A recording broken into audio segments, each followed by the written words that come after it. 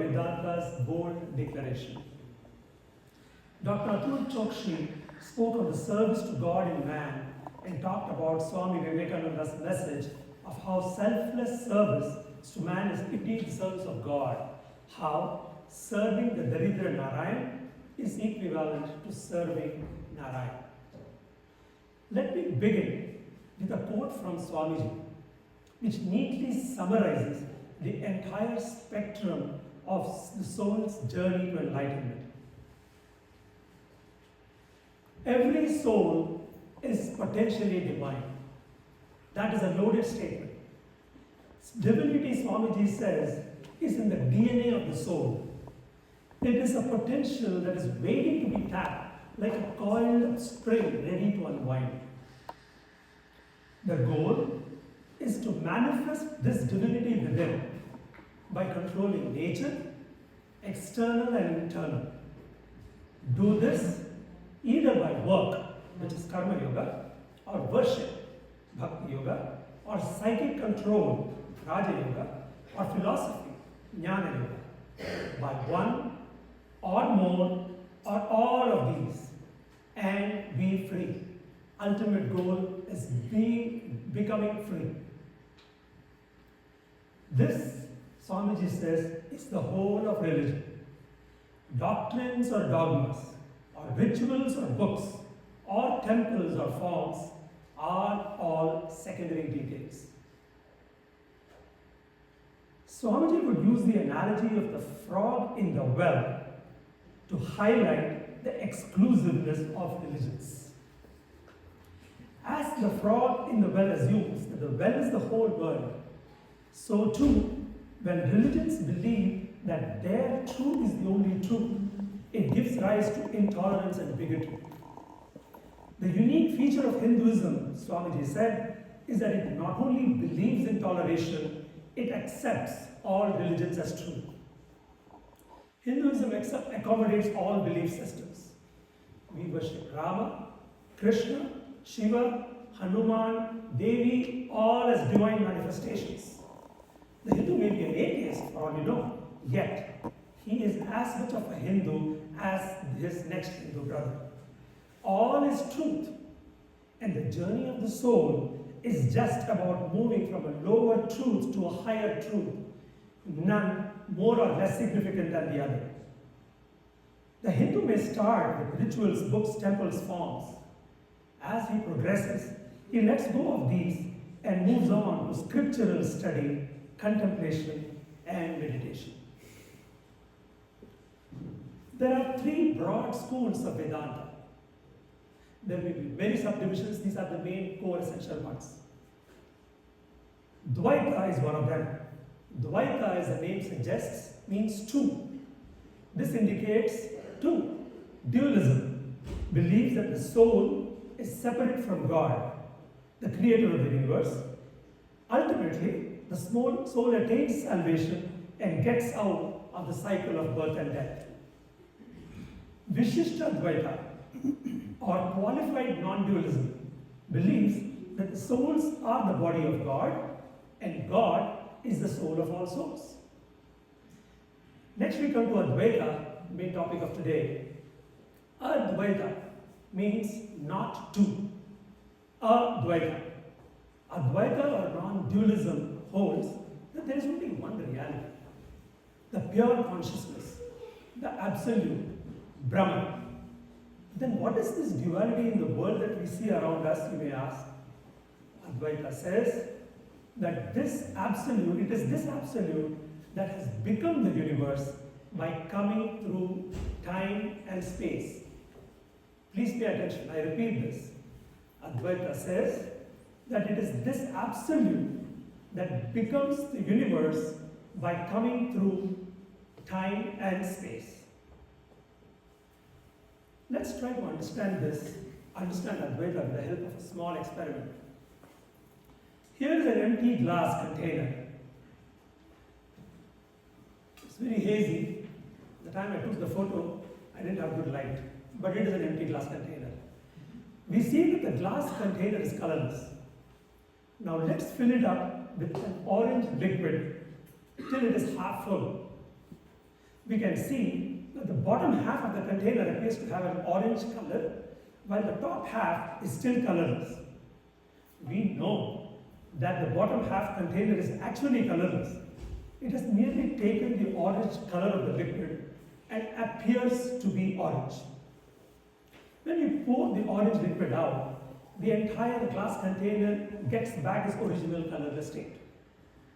Now, the colorless glass container is Atman, eternal, ever free. The half point where the orange liquid starts, that is time and space. The bottom half is the universe, comprising the body, mind, thoughts, external world. The eternal changeless Atman appears as the universe passing through time and space. How would time and space be illusions, you may ask? I see it, they are as solid as it can be. When we ponder over this a little bit, this becomes clear. Time is relative to space. If it's 4 p.m. here in New Jersey, it's 4 a.m. the next day in Singapore. It's common knowledge that one day in the moon is 29.5 Earth days. So, time and space are relative and are illusory in nature with respect to the changeless Atman, pure consciousness. The Atman thinks that it is the body and mind. All that the Atman needs to do is to pierce this veil of time and space and see that it is essentially free, deathless, eternal. Give me 1 second while I...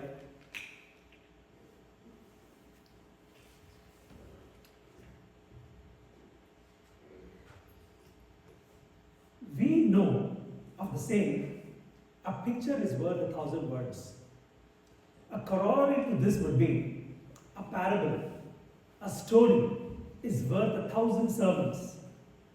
The masters, Vedavyasa, Jesus Christ, Ramakrishna Paramahamsa, all use parables to explain complex spiritual stuff, concepts.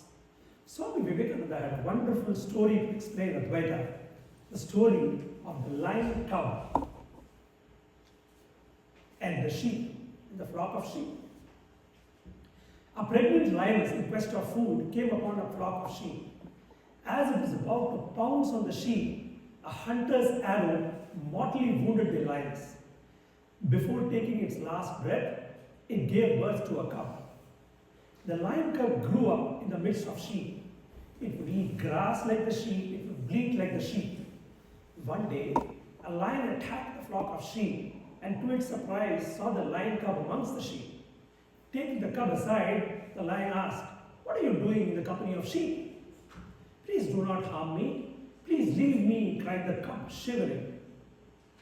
"You are a lion, you are not sheep. Stop bleating like a sheep and roar like me," and he let off a huge roar. The lion cub was shaking all over. It let out a tiny squeak. The lion caught the cub by its throat and dragged it to a nearby pond. "Look at your reflection in the water," said the lion. "Now roar." The lion cub looked at the reflection in the water, looked up at the lion, and slowly it dawned on the cub that it was indeed like the lion. It was all along under an illusion that it was sheep. Raising its head, it took a deep breath and let out a resounding roar. Swamiji would often take this example to make as a wake-up call, reminding us all of our infinite potential.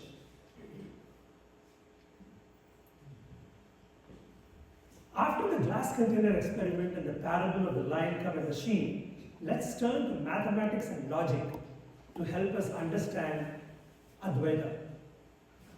We take help from one of the gems from Ishavasya Upanishad.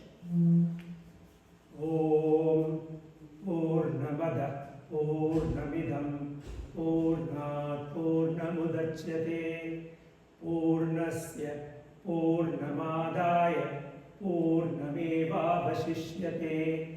Om Shanti Shanti Shanti. Om Purnamada Purnamidam. Ada is that. Idam is this. That Brahman, which is out there, that is whole, full. Purnamidam. This Atman is also full and whole. Purnam udachyate. From that whole, from that Brahman, this whole, this Atman is manifested. Purnasya Purnam adaya Purnam eva vasishyate. When this whole Atman is taken out from that whole Brahman, that whole Brahman alone remains. Let's follow the logical progression. That Brahman is whole. This Atman is whole. From that Brahman, this Atman is manifested. And in the third, Brahman, we take out Atman from Brahman and Brahman remains, which means Brahman minus Atman equal to Brahman. Conclusion, Brahman is one, non-dual, infinite, or there is none else but Brahman. We are eternal, pure consciousness, immortal. Now we have got these concepts, we have got this knowledge. How do we implement this in our lives? How do we incorporate us? Because all the knowledge that can be there is of no use to me. Scriptures come to rescue again. Scriptures give us 3 easy steps for spiritual awakening. First one is Shravana. You have to listen to it. You hear it. You read it. You view. You get the knowledge. First is acquiring or assimilating the knowledge. Second is Manana. You have got the knowledge. Now you have to reflect on the knowledge. You think about it. You may have a lot of questions. Ask the questions. Ask the questions, clear your doubts, but ask the questions with humility. The Bhagavad Gita has got a wonderful verse where Lord Krishna explains this. Pariprashnena sevaya. Chapter 4, verse 34, Lord says, Tadvidhi pranipatena pariprashnena sevaya. Upadekshantite jnanam jnaninaha tattvadarshinaha.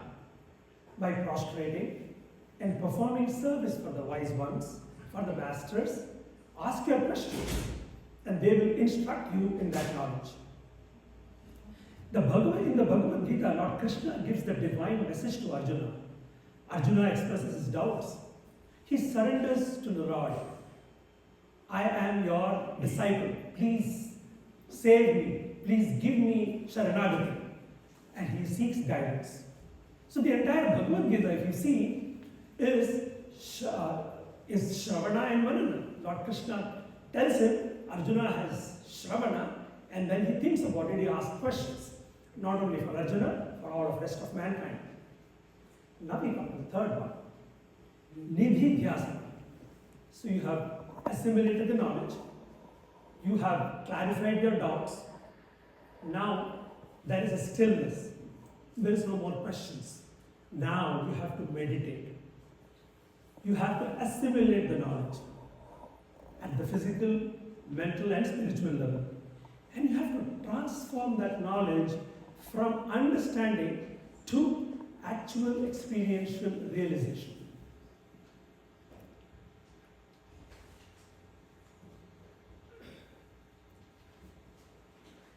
There is another story of the washerman. There was this washerman and a donkey. He had a donkey. He had to go to the river to wash the clothes. Every day he would carry the donkey, go to the river and come back, tie it to the post and come back. One day he realized when he reached the river that he had actually forgot the rope. So he would be out in the river and the donkey would be off. So what do we do? So there was one person who was walking. He said, very simple. Ensure you have the attention of the donkey, go to the post and then just make an action as if you are tying. He did that.